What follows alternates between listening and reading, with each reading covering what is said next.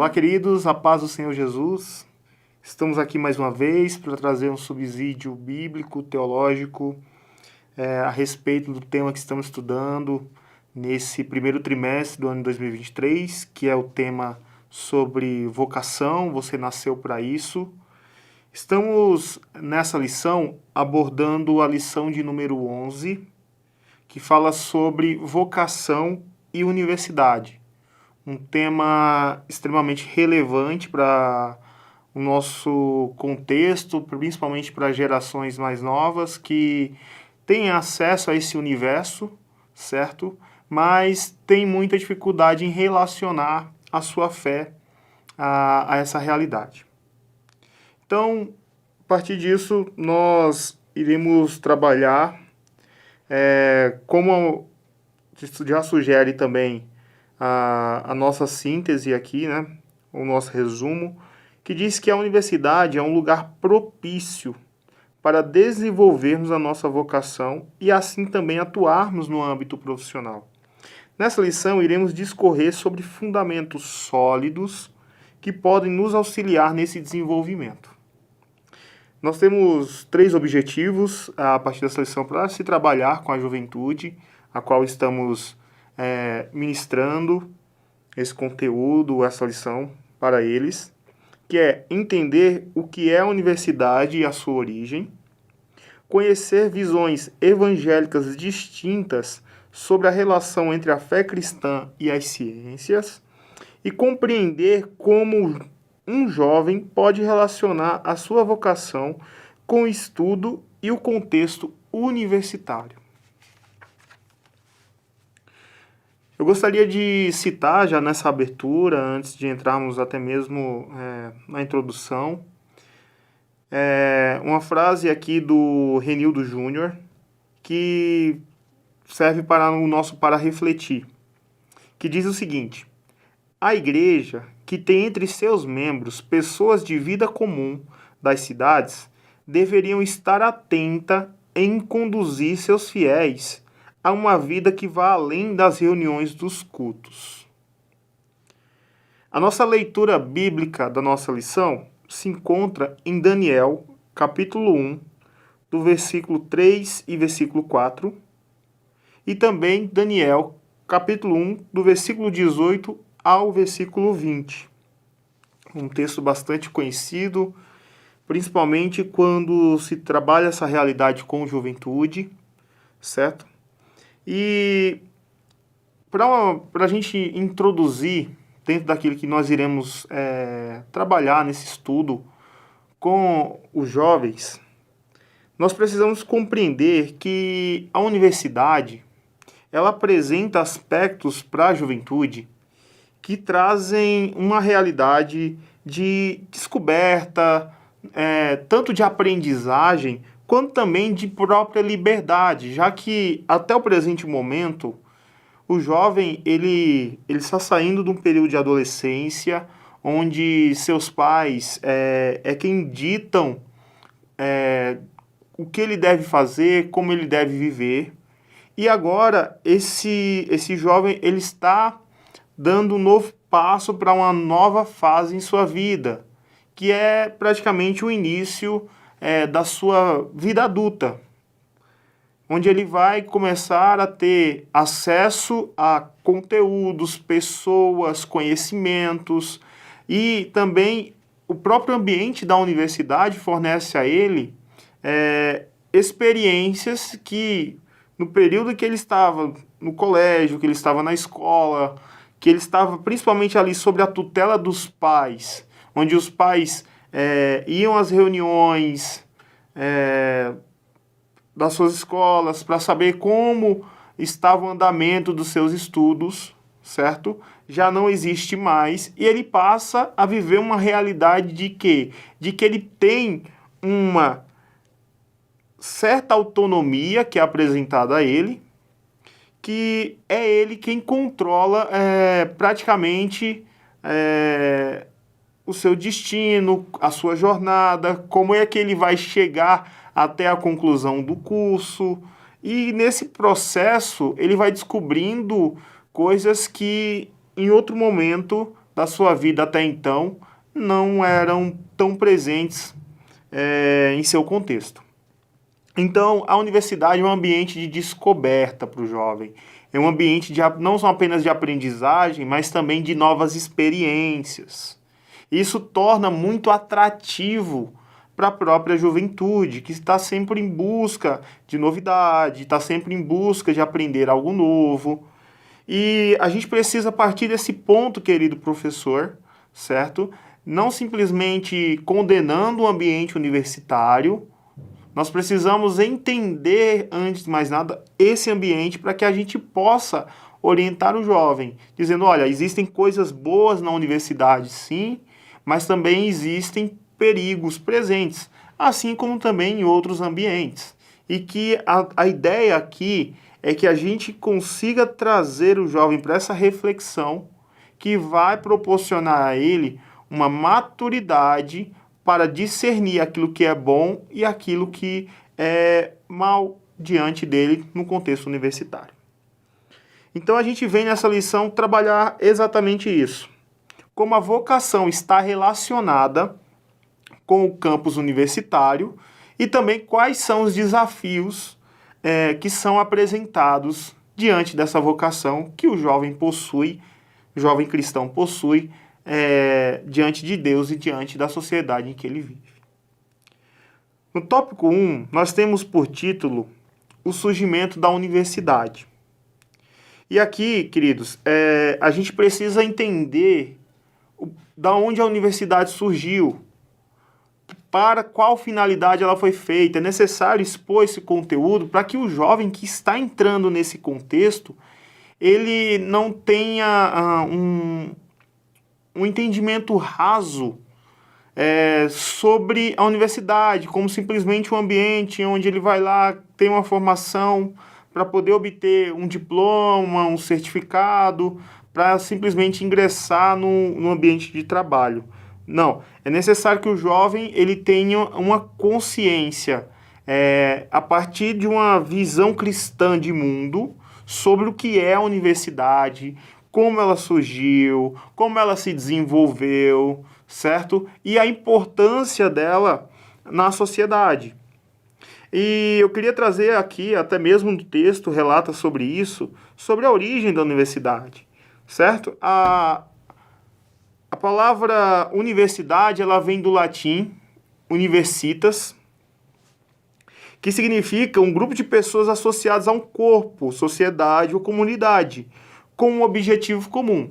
Ou seja, a universidade é um ajuntamento de pessoas, é uma associação de pessoas a um grupo maior, a um corpo maior, a uma comunidade maior, que possui um objetivo comum. Esse é a origem da palavra universidade, certo? E a universidade, como nós conhecemos, ela não vem, por exemplo, do contexto grego, como muitas vezes é apresentado na sociedade, não. Na Grécia havia um outro formato de aprendizagem, um outro modelo de ensino, muito diferente do que a gente tem na nossa sociedade, principalmente na nossa sociedade ocidental. O modelo de universidade a qual nós estamos habituados, ele surge por volta de 1200, principalmente como um centro de ensino e pesquisa. Só para você ter uma ideia, a gente traz algumas informações aqui que, por exemplo, na Europa, 200 anos depois, por volta de 1400, já existiam cerca de 75 universidades, com esse propósito de ser um centro de ensino e um centro de pesquisa. E nesse período, só para você ter uma noção de como a criação da universidade, como a gente conhece, esse surgimento desse ambiente universitário, estava ligada à fé, já que no contexto que nós conhecemos a respeito da história da igreja, nós entendemos que esse período é um período em que a Igreja Apostólica Católica Romana ela tinha uma influência generalizada em toda a sociedade. E essa influência que a Igreja Católica tinha foi o ambiente necessário para fomentar o desenvolvimento da universidade.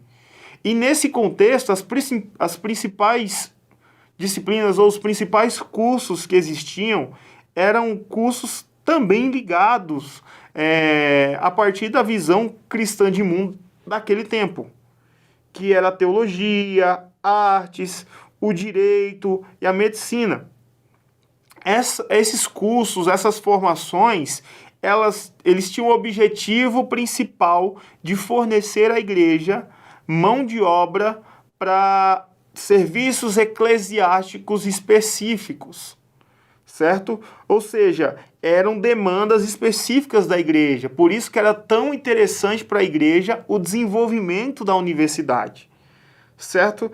E com essa realidade, a gente precisa trazer o jovem para esse contexto, para ele entender a história da universidade, para ele saber onde ele está pisando, certo? A universidade não é apenas um prédio, a universidade não é apenas uma escola de formação profissional, não, ela possui princípios na sua fundação, certo? Que refletem até hoje no nosso contexto social, na nossa sociedade.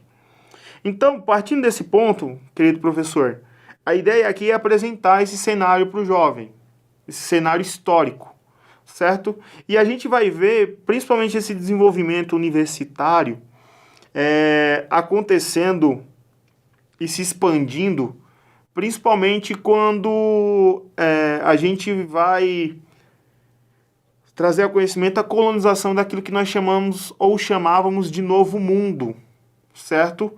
Que nada mais é do que hoje o que nós conhecemos como Estados Unidos da América, onde os ingleses passam a colonizar o norte da América, do continente americano, certo? E nesse desenvolvimento, os ingleses eles eram cristãos protestantes, certo? E esses cristãos protestantes, eles já tinham um entendimento que era necessário formar pessoas em sua sociedade que tivessem uma visão cristã de mundo, ou seja, eles interpretassem a realidade a partir das escrituras sagradas, mas que essas pessoas também fossem formadas para atuar nas mais diversas áreas da sociedade, nas mais diversas esferas presentes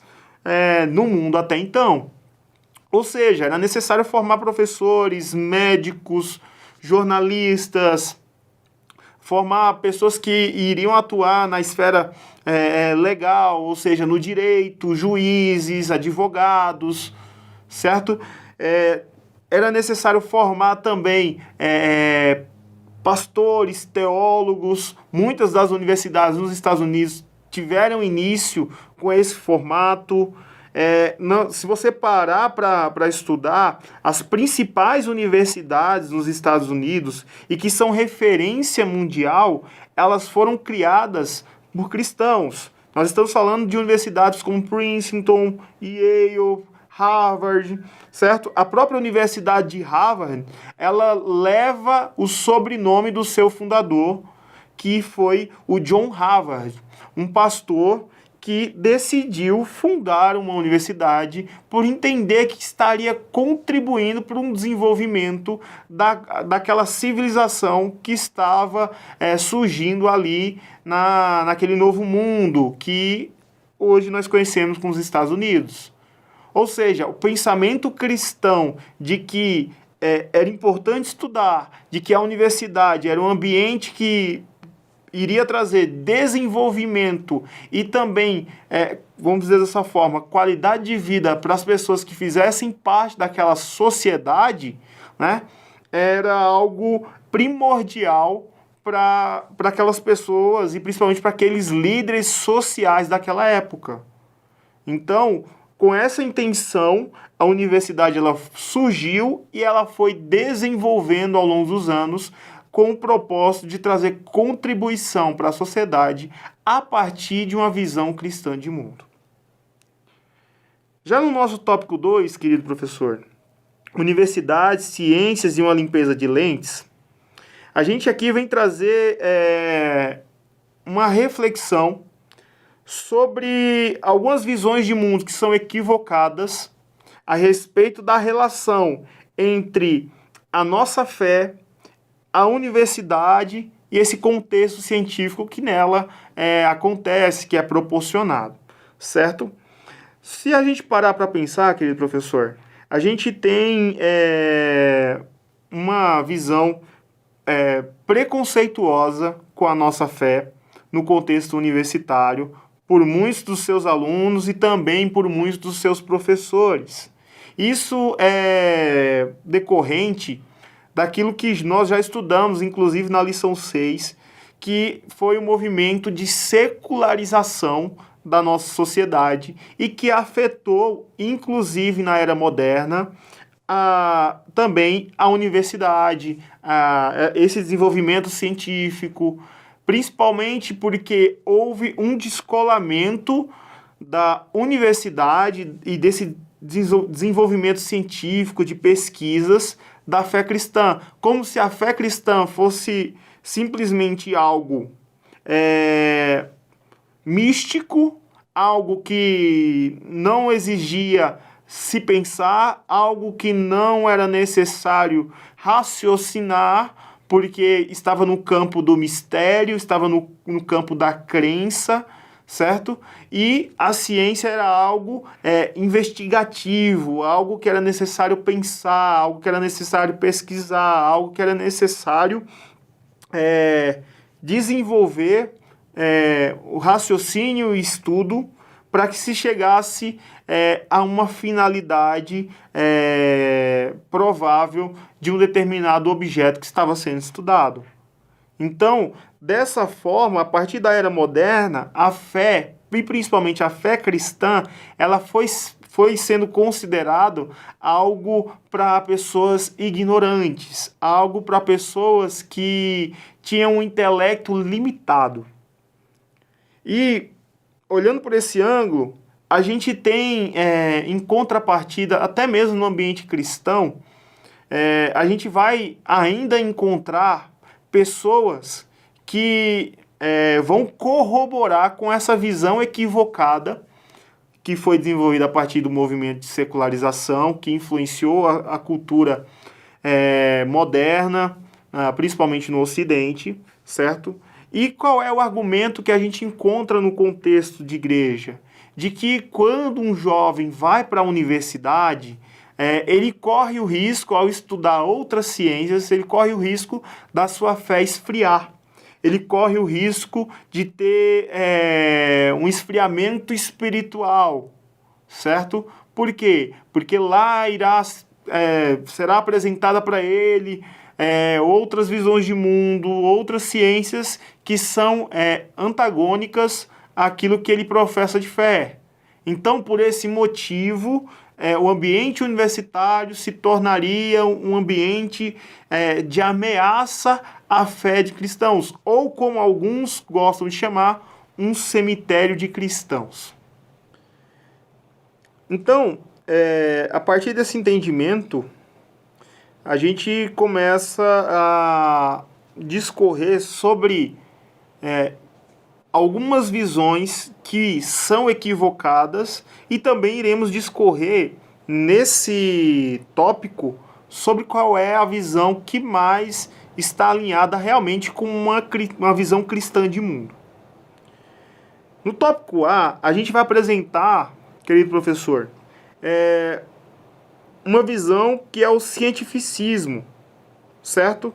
Que é o seguinte, que ele vai apresentar e corroborar com esse pensamento de que realmente a fé cristã ela é irracional, ela se trata de um campo místico que depende muito da crença pessoal de uma pessoa e que isso leva a pessoa para um campo de ignorância quando se trata do campo intelectual.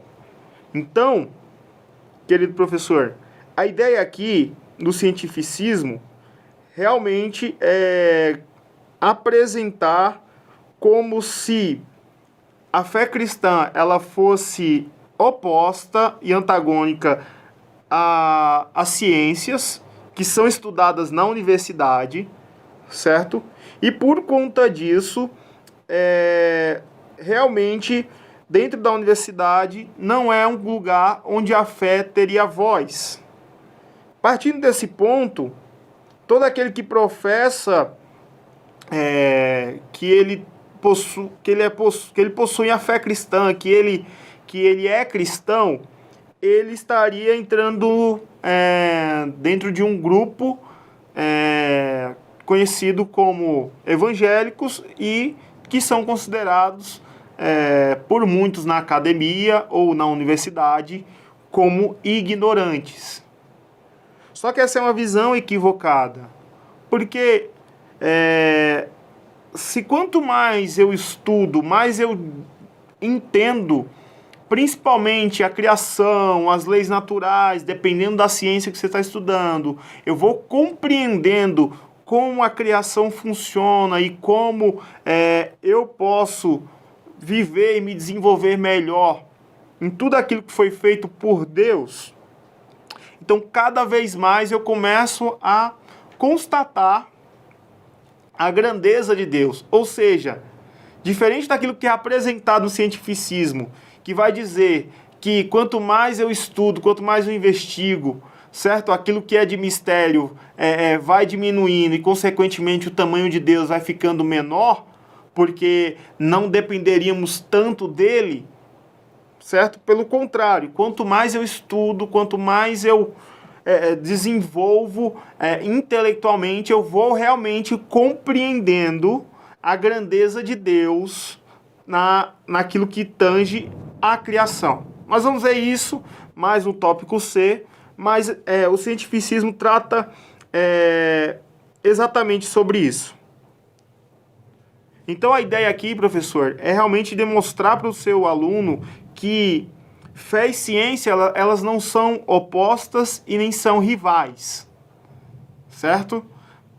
A ideia aqui é realmente quebrar esse muro de oposição que é presente no campo quando se trata da universidade, certo? E que muitas vezes é tratado até mesmo com ignorância por evangélicos ao dizer que a própria ciência ela é inimiga da fé, que ela esfriaria a fé de um jovem. E nisso nós estamos falando daquilo que é a verdadeira ciência. Não estamos falando apenas de teorias ou de ideologias, nós estamos falando daquilo que é comprovado por investigação, por pesquisa, certo? Então, esse tópico exatamente é para quebrar essa separação, demonstrando ao jovem que o cientificismo não é uma visão de mundo coerente com as escrituras. Ok, no tópico B, ou no subtópico B, a gente tem o compartimentalismo. O que é o compartimentalismo? Nós estudamos isso também na lição 6, que é assim, é como se a fé ela fosse algo de foro íntimo e que fosse necessário ser guardado em uma caixinha que a gente carrega conosco, certo? Que é pessoal, mas que não tem nenhuma outra relação com aquilo que seria a caixinha das ciências e, consequentemente, a caixinha da universidade. Então, a minha fé não se relacionaria com a universidade.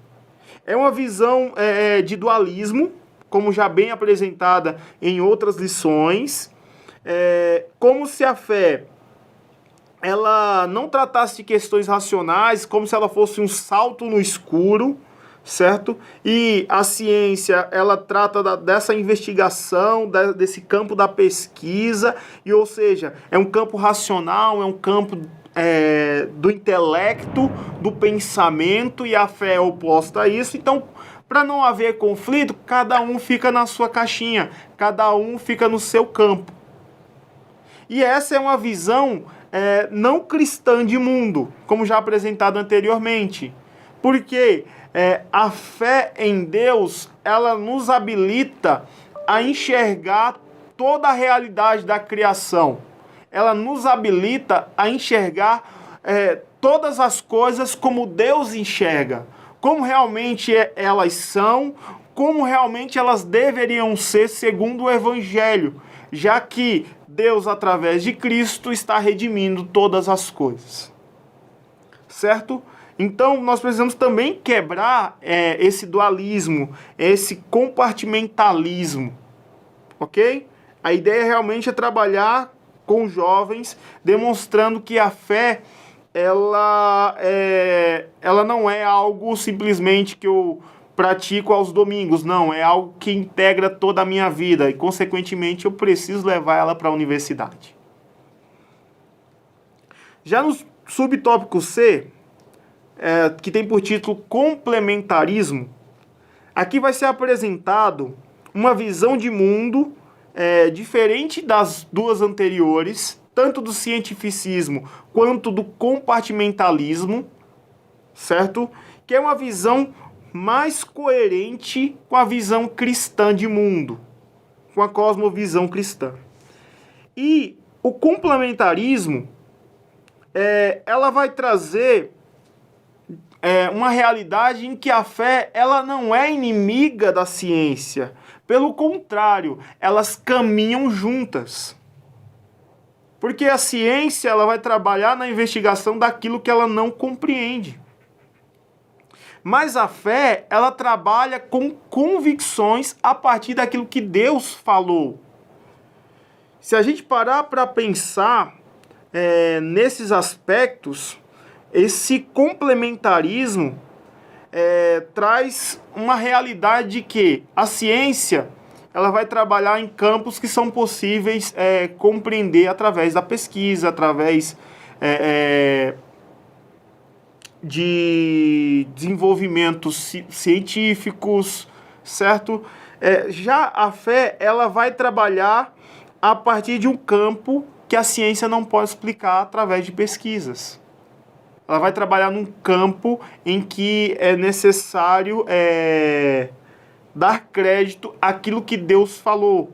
Já é um campo espiritual, ou seja, a ciência, por mais que ela trabalhe no campo da razão, a fé, ela também trabalha num campo em que é possível pensar, porque se nós cremos na palavra de Deus, para isso é necessário pensarmos,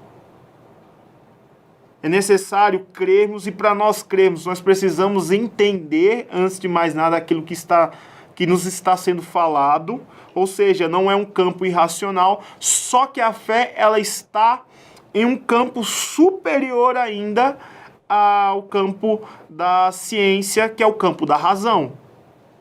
Ou seja, a fé ela precisa da capacidade de pensar, mas ela está muito além de um campo racionalista, de um campo que se limita somente ao pensar. Ou seja, a fé crê em coisas que muitas vezes nós não teremos explicações, mas nós entendemos que elas são as verdades estabelecidas por Deus, que é alguém que tem uma mente infinitamente superior à nossa, que nos criou e sabe exatamente como elas devem acontecer. Ok, partindo desse ponto, nós vamos para o tópico 3, que tem o seguinte título: Uma fé viva, inteligente e relevante. Aqui, querido professor, de maneira bem objetiva, aqui nós vamos estudar a respeito da realidade de Daniel e seus 3 amigos, quando eles são deportados para a Babilônia, para agora servirem no reino do imperador chamado Nabucodonosor, certo? E esses jovens são escolhidos a dedo por possuírem características que os destacavam em sua sociedade, e características como principalmente na sua formação, no seu conhecimento, nas suas habilidades, na sua postura, na sua forma de se conduzir, certo? Ou seja, características que os habilitavam já a servir em campos não tão comuns da sociedade, e principalmente da sociedade daquela época. E esses jovens, eles são recrutados para inicialmente receberem uma formação durante 3 anos naquilo que a gente poderia chamar de uma espécie de universidade babilônica, que nada mais era do que aproveitar os conhecimentos e a formação que eles tinham recebido anteriormente em Israel, certo? Mas que agora iriam corroborar com ciências que eram desenvolvidas na Babilônia, para que esses jovens pudessem servir nos desejos e nos desígnios que o rei estabelecesse no seu império. Ocupando principalmente, querido professor, posições chaves na sociedade.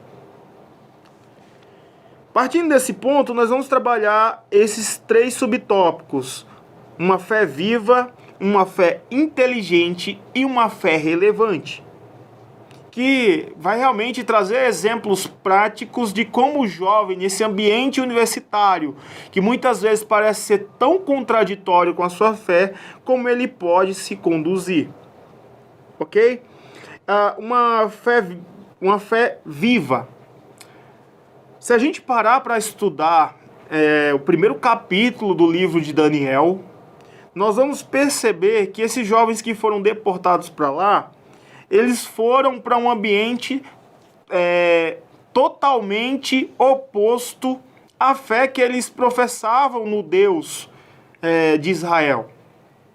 E não apenas isso, esses mesmos jovens foram submetidos a um processo de desconstrução da sua identidade nesse ambiente que nós estamos falando que poderíamos chamar de ambiente universitário babilônico.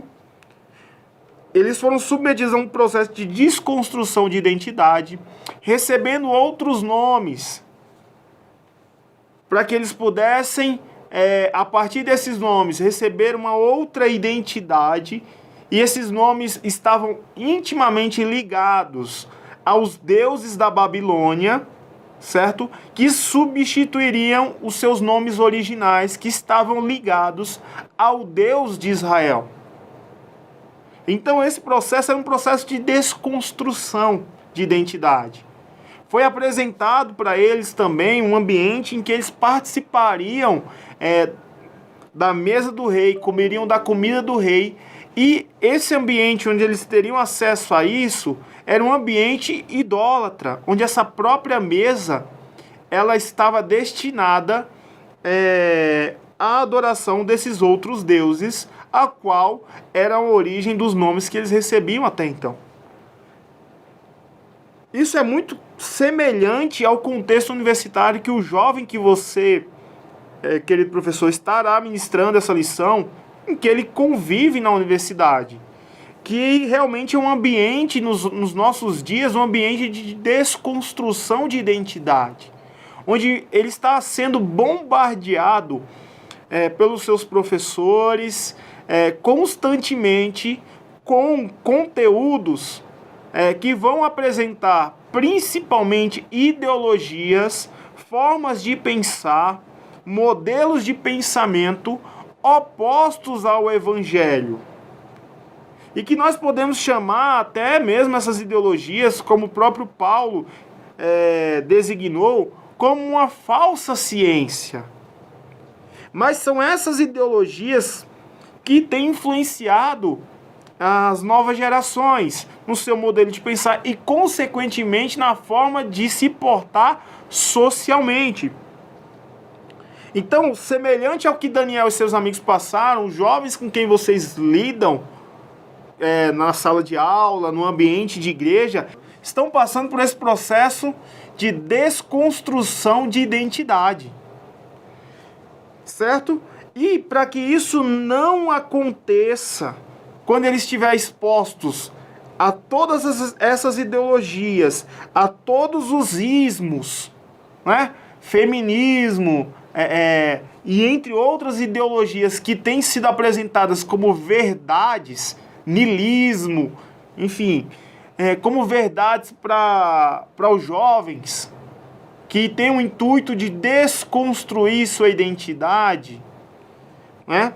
É necessário que a juventude ela tenha fundamentos sólidos a respeito do Evangelho, a respeito do relacionamento deles com Deus.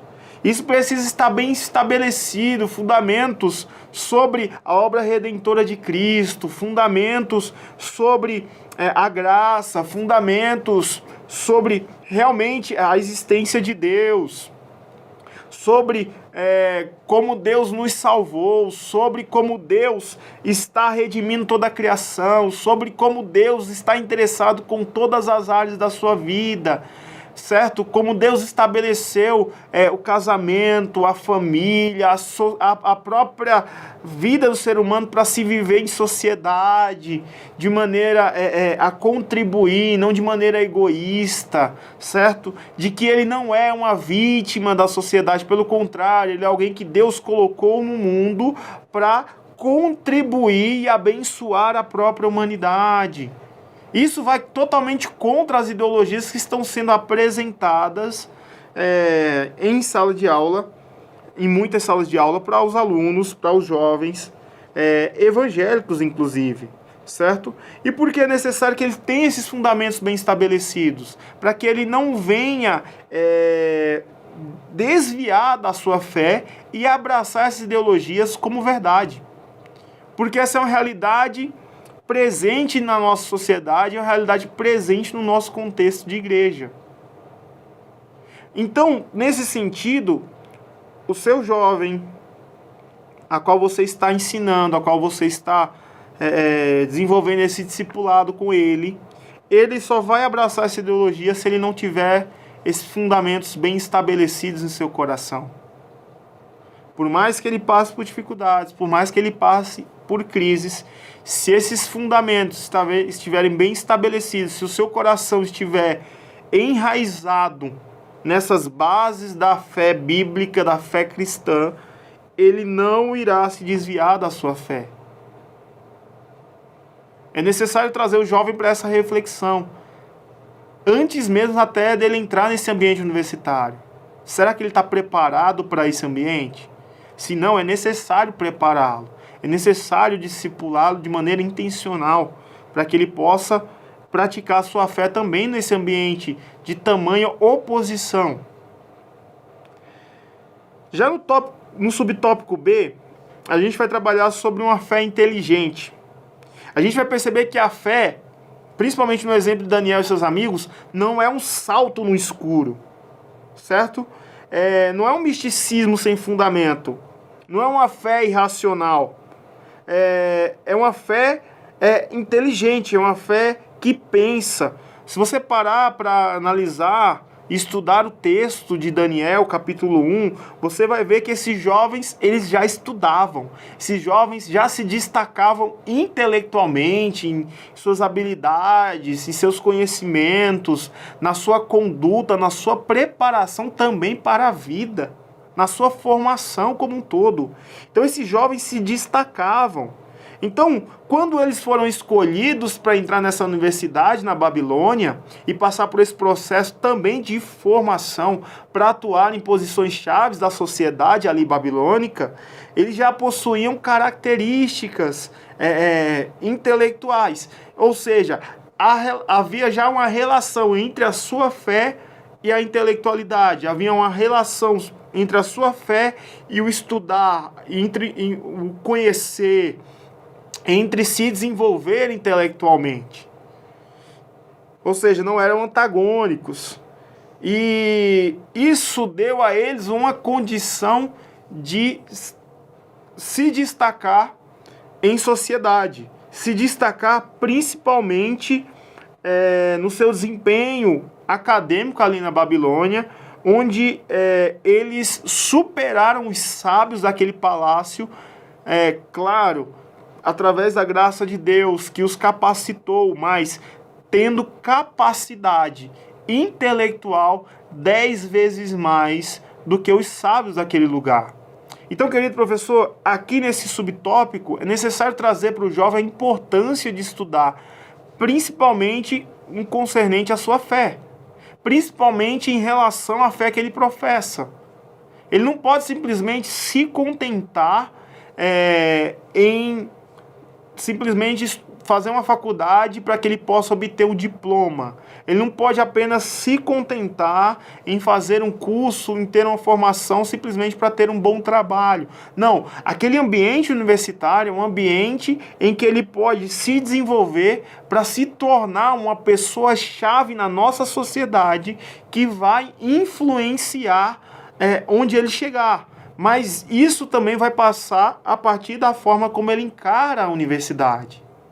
Se ele encarar a universidade como um ambiente que ele pode se desenvolver intelectualmente, onde ele pode não simplesmente ser um estudante medíocre, mas ele pode ser um estudante que se desenvolve acima da média, certo? Para fazer a diferença na sociedade, ele está colocando diante do Espírito Santo inúmeras ferramentas que o Espírito Santo poderá usar para manifestar o reino de Deus. Já no tópico C, a gente vai tratar exatamente, dando continuidade a isso, que é sobre ter uma fé relevante.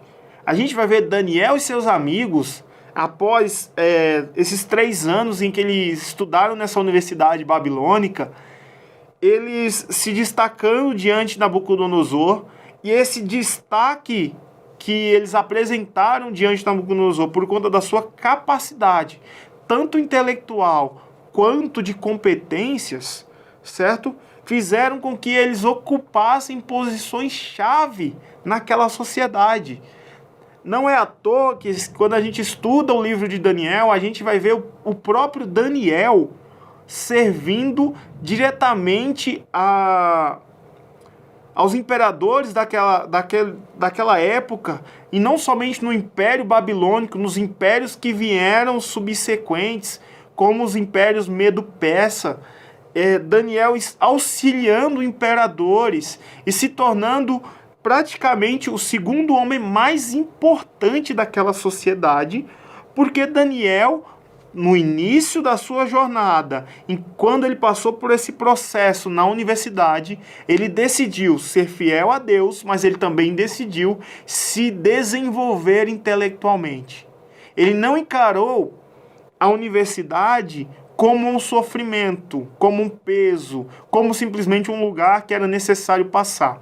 Não, ele encarou a universidade como um lugar que ele poderia testemunhar a sua fé diante das pessoas que estariam ali com ele, entendendo que ali poderia também ser uma plataforma de desenvolvimento para prepará-lo para a próxima fase da sua vida em que Deus poderia usá-lo também para manifestar a sua vontade, para manifestar o reino de Deus.